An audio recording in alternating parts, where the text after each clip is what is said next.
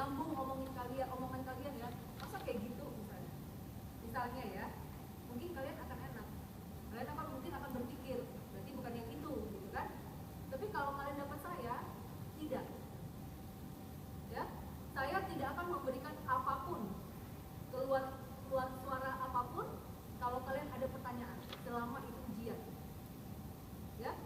Jadi mungkin kalian untuk pemeriksaan penunjang, misalnya kalian minta laboratorium darah misalnya, lihat gesturnya, lihat gestur pengujian tidak memberikan apapun, artinya bukan itu. Paham nggak? Kalau saya laboratorium darah, jelas-jelas bukan tertulis di situ laboratorium, saya cuekin. Kalau bilang foto torak, saya akan baca hasil foto torak. Kalau memang tertulis di soal, paham? Jadi kalianlah yang membuat listnya tuh, daftarnya. Mulai misalnya dari yang paling yang sebenarnya gold standard, misal CT scan diminta CT scan brain misalnya, ya. Tapi pengujiannya diam. Berarti kan harus pikir yang lain apa. Dan jangan lama. Di dalam tuh 12 menit. 12 menit itu udah yang paling lama. Kalau saya bilang sih mungkin efeknya 10 menit. Karena kalian masuk ke dalam, kalian menyapa pasien kalian, kemudian kalian ada aktivitas membuat resep segala macam, ya. Saya bilang itu hanya 10 menit saja. Gitu. Jadi kalian yang harus pikir, kalian harus buat listing dari yang paling mungkin sampai paling tidak mungkin. Itu sudah ada di benaknya. Jadi kalau seperti saya misalnya ya, Anda lihat saya diam,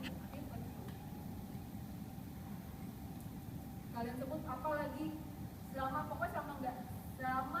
bukan itu ya, selama bukan yang kalian omongin yang ada di dalam soal, dalam jawaban untuk penguji, maka bukan itu jawaban. Paham nggak? Paham ya? Jadi cari lagi ya. Oke. Apa lagi?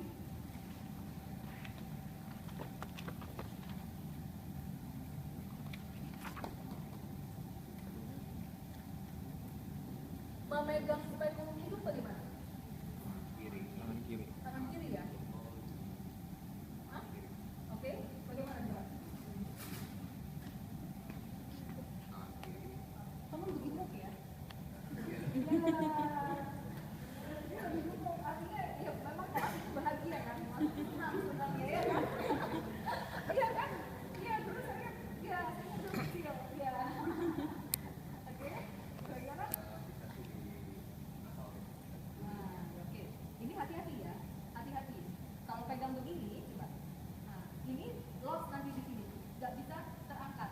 Jadi mundurkan sedikit. Nah, ya, mundurkan sedikit. Jadi betul-betul ini, ya kan? Betul-betul 3 jari ini yang begini. Kalau ke sini, nanti ini kalian nggak bisa bukanya. Jadi gini, ya, gini. Oke. Karena kalau misalkan kalau koas mungkin pakai tangan kanan kali, pegang kalau tidur, ya kan? Iya. Kan yang penting kelihatan. Saya tahu pakai tangan kanan, bukan tangan kiri. Makanya saya bilang ilmu tuh banyak, ya kan? Ilmu tuh luas ilmu tuh. Tapi kalian yang bagaimana? Ini sekarang semuanya ujian. Ujian apa boleh buat? Kan harus pegang sensitif. Gitu. Ya, oke, apa lagi?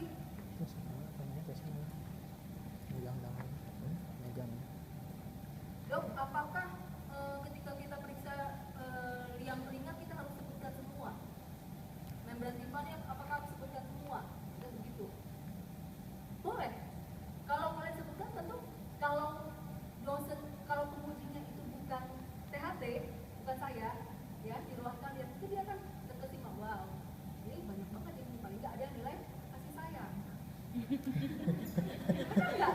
Walaupun yang kalian sebut entah apalah ya, gitu ya. Benar nggak? Mungkin yang satu kalian satu aja lagi, gitu kan? Tapi dengan kalian bernyanyi, daun telinga lihat apa lapang atau tidak misalnya, warnanya bagaimana misalnya, bentuknya bagaimana daun telinga misalnya ya,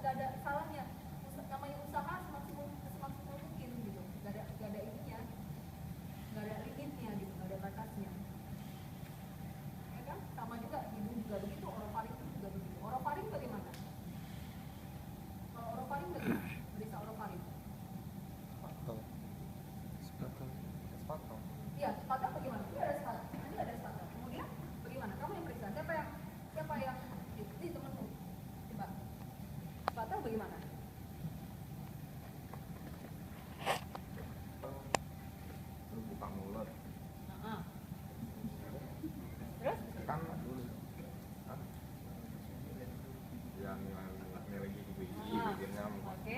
Terus kalau yang fatal kan jangan terlalu sampai belakang ataupun menyentuh dinding belakang. Kata siapa?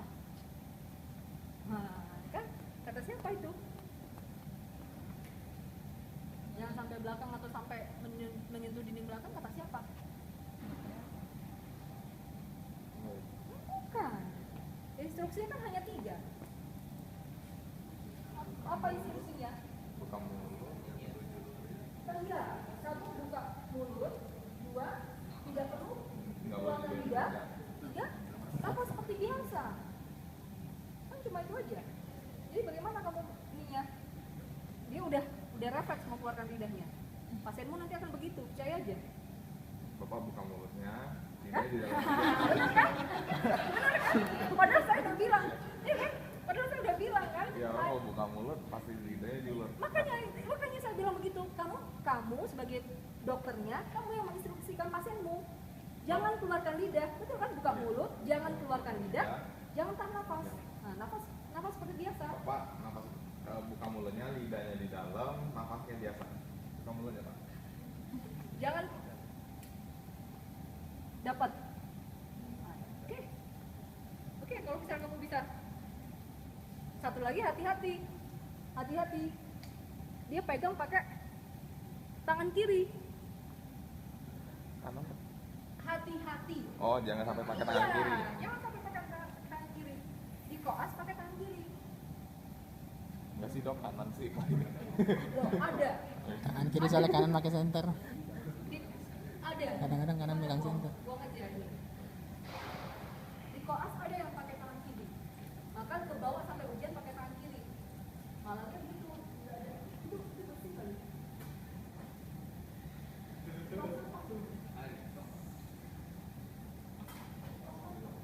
Ya, ini juga udah kotor kan? Kamu tanggung jawab. Iya. Masih kayak gitu. Masa iya sih udah dokter, jadi dokter masih untuk yang asepsis, sepsis masih belum tahu juga. Ya, maksudnya kan biasanya kan mereka kan buat orang yang kotor dok. Iya. Tapi kok bisa hati-hati ya. Kerja pikirkan gitu. Sampai mana. Oke lah. Ada lagi? Apa? Manuver di apa? Apa? Hah?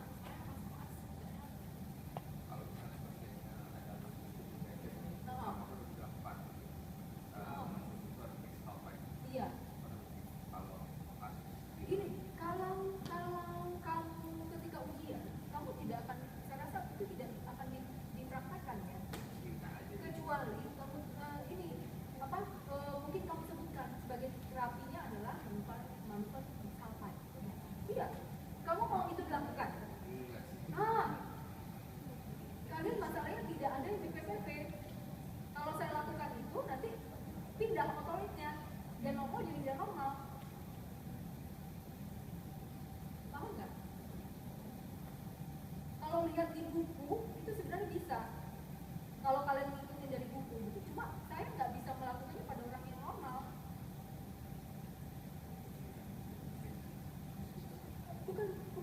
Bukan bikin pusing. Kan dia otoritnya pindah ya. Jadi kita keluar itu kan kita masukkan lagi tujuan untuk manuver big salpike ya, memasukkannya ke tempat semula. Jadi sekarang orang normal. Kalau saya lakukan itu artinya pasien mau pindahkannya keluar. Kalian nanti yang tiba-tiba kok saya ini nggak bisa, kok saya ini nggak bisa gitu. Paling kalian sebut saja sebagai terapi ya, kalian akan bilang manuver big salpike gitu.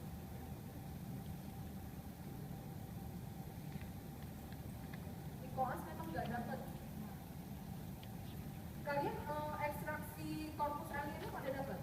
Ada. Siapa yang mengeluarkan corpus alienum? Berapa orang? Di mana? Bukan.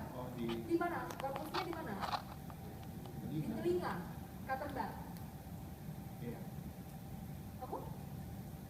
Banyak sih. Corpus alienumnya apa? Di mana letaknya? Pernah Katembak, pernah Serangga dok. Serangga. Oke. Letaknya di mana? Telinga lagi kan? Telinga. Kamu? Sama dok. Telinga juga. Selain telinga, di hidung atau orofaring. Korpus, kamu dapat di hidung apa bendanya? Kacang. Bagaimana kamu mengeluarkannya?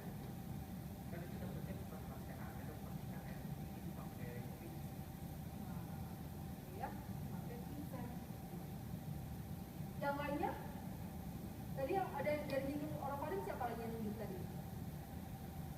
Yang hidung atau kamu? Di mana hidung? Pakai? Hati-hati. Ya, ada lagi kacang.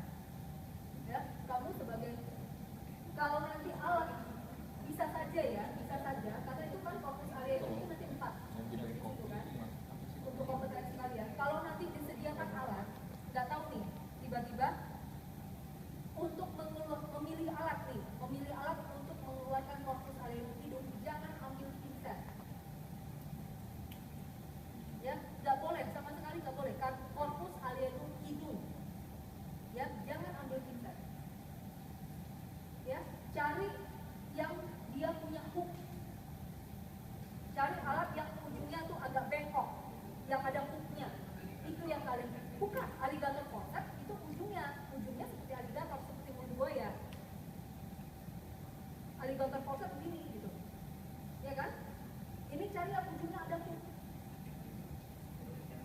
Bukan, yang ada hooknya, yang ada begininya, ada seperti sekop,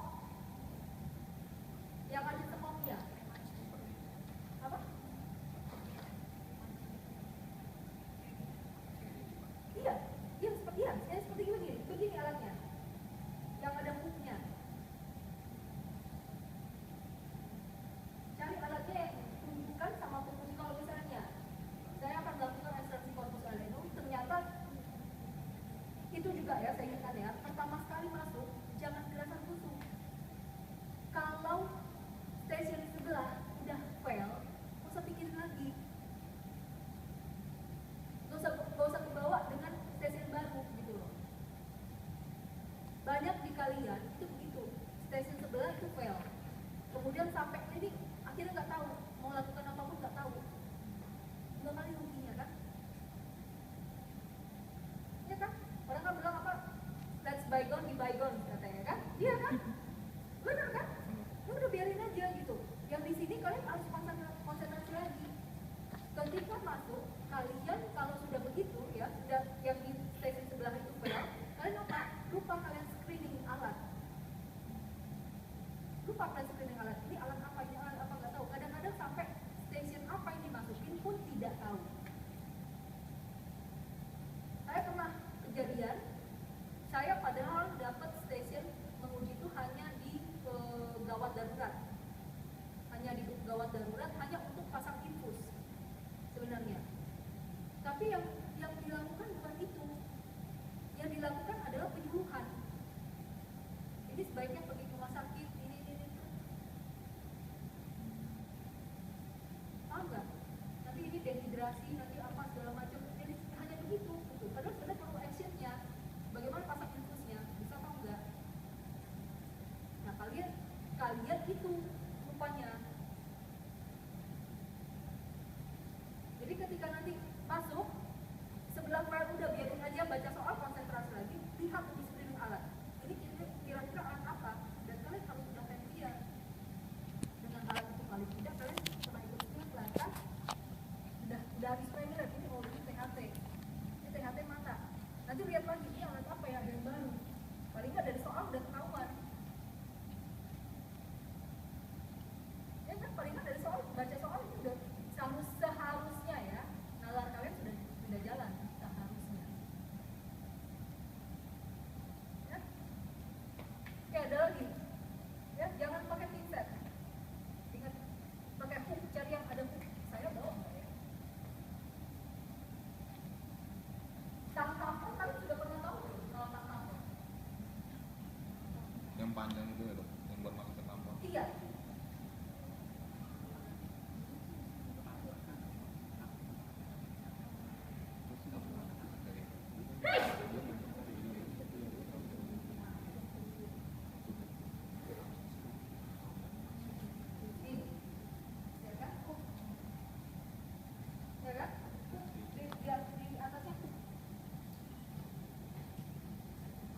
Pokoknya bisa dia bulat begini kosong atau dia bulat yang benar, bulat sebenar-benarnya.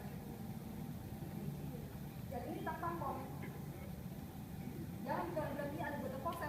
Nanti narik korpus alenum telinga pakai ini, bukan. Ini tang tampon. Oh. Tang tampon. Jadi pasang nasal package pakai ini. Bukan ambil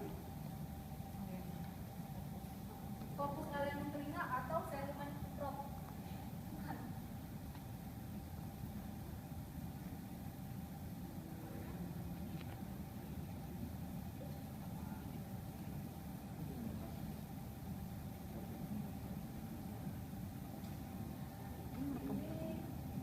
Kaca laring untuk dengan kaca rinoskopi membedakan sudah tahu kan? Hah? Masa iya? Di sini ada kaca laring, juga ada kaca laring. Kaca laring sama kaca rinoskopi posterior. Hah? Hah? Beda kurang kan? Kaca laring dan kaca rinoskopi posterior. Memakainya itu bagaimana? Yang mana dipilih? Kalau melakukan laringoskopi yang mana? Kalau melakukan rinoskopi yang mana? Itu kompetensinya 3 sama 4 loh. 3A 3B kalau nggak salah saya. Kalau laringoskopi kan maksudnya nanti mengarah ke bawah. Mengarah ke bawah, oke? Dan Sudah pernah melakukan ya? Nah, coba ceritakan. kalau nggak salah di bawah